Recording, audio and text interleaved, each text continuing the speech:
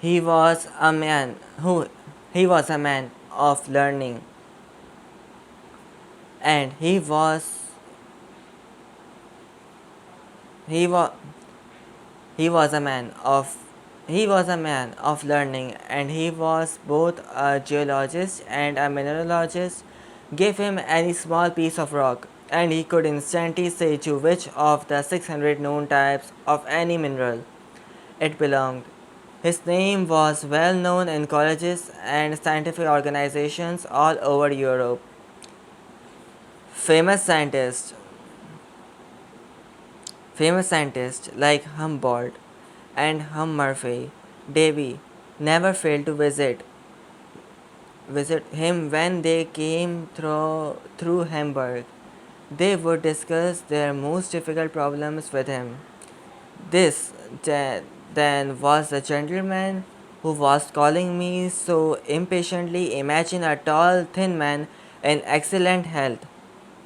He was fair haired and had a youthful appearance that made him look at least 10 years younger than his true age. Good. Which was 50.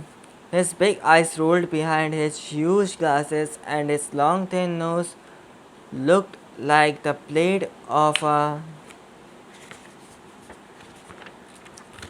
knife. Guys स्पेक यहाँ पर बनी हुई है, शायद लोग दिखाई नहीं दे रहा होगा. It's okay. आगे पढ़ता हूँ. Knife.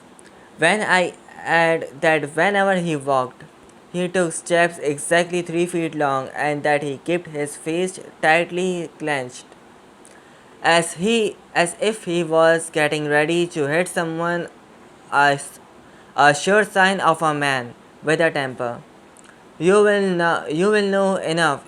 You will know enough about him to understand why I always ran when he called me.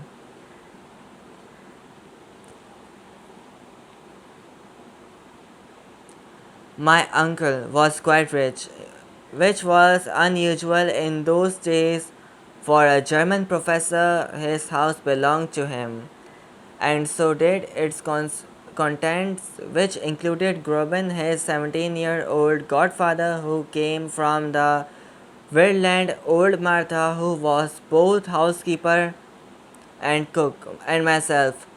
Both my parents were dead, and my uncle let me live with him. I was his assistant. Altogether, life was happy in that little house on King Street. In spite of the master impatient, the man could never wait for anything. He was always in a greater hurry than nature itself.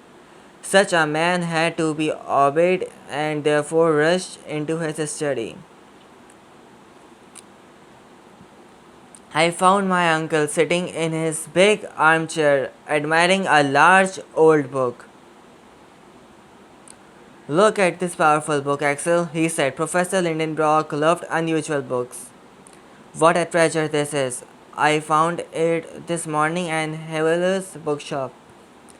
He studied, sorry, he said that the book was a valuable manuscript made in Ireland over 700 years ago. It was not written in the ordinary letters of the alphabet, but in runic letters which very few people knew how to read. As he turned over the pages to show me, a small piece of parchment fell out of the book onto the floor. My uncle seized it. What is this? He cried carefully, unfolding it on his table. The parchment contained about 20 lines of the strange letters. The professor looked at the letters for a few moments, then lifting his glasses, he said, I am sure these are unique letters. They are exactly the same as those in the book, but I cannot understand what they mean. It must be a very old form of Icelandic. Professor Lindenbrock did not know all the 2000 languages used in this world, but he knew many of them. But if he couldn't understand this one, he would certainly lose his temper. I was waiting for it to happen when the little clock over the fireplace in the study struck 2 o'clock at the moment. Martha opened the door, saying, "Lunch is ready, Professor."